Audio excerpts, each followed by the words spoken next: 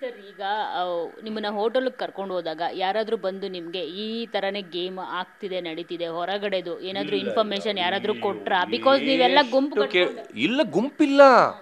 ನಾನು ಚಂದ್ರಪ್ರಭಾ ಒಂದು ರೂಮ್ ಅಂದರೆ ಒಂದು ರೂಮ್, ಯಾರ್ಯಾರು ಜೋಡಿ ಇದ್ರು ಅವ್ರು ಒಂದು ರೂಮ್, ಸಿಂಗಲ್ ಅವ್ರು ಸಿಂಗಲ್ ರೂಮ್.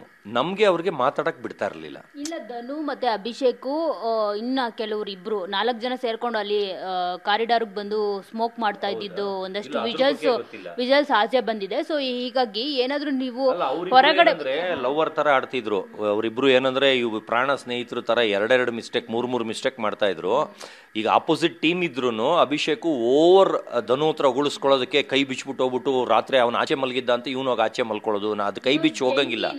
ಮನೆ ಒಳಗಡೆ ಇದ್ದಾಗಲ್ಲ ಹೇಳ್ತಾ ಇರೋದು, ಹೋಟೆಲ್ ಹೋಟ್ಲದ್ ನಂಗೆ ಗೊತ್ತಿಲ್ಲ, ನನಗೆ ಗೊತ್ತಿಲ್ಲ, ಯಾಕಂದ್ರೆ ಎಲ್ಲ ಒಂದೊಂದು ರೂಮಲ್ಲಿ ಇದ್ವಿ, ಅದ್ರ ಬಗ್ಗೆ ನನಗೆ ಮಾಹಿತಿ ಇಲ್ಲ.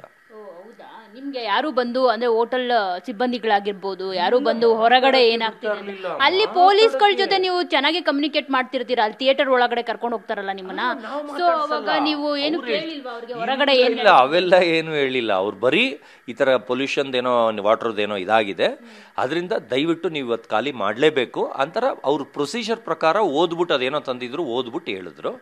ಹೋಟೆಲ್ ಒಳಗಡೆ ಟಿವಿ ನೋಡ್ಲಿಲ್ವಾ ಸರ್? ಟಿವಿ ಎಲ್ಲ ಸೆಟಪ್ ಬಾಕ್ಸು ಎಲ್ಲ ಕಿತ್ಕೊಂಡು, ಫೋನ್ ಎಲ್ಲ ಕಿತ್ಕೊಂಡು ಹೊಟ್ಟೋಗಿದ್ರು. ಒಳಗಡೆ ಒಂದು ಸೆಟಪ್ ಬಾಕ್ಸು ಇಡಕ್ ಬಿಟ್ಟಿರಲಿಲ್ಲ.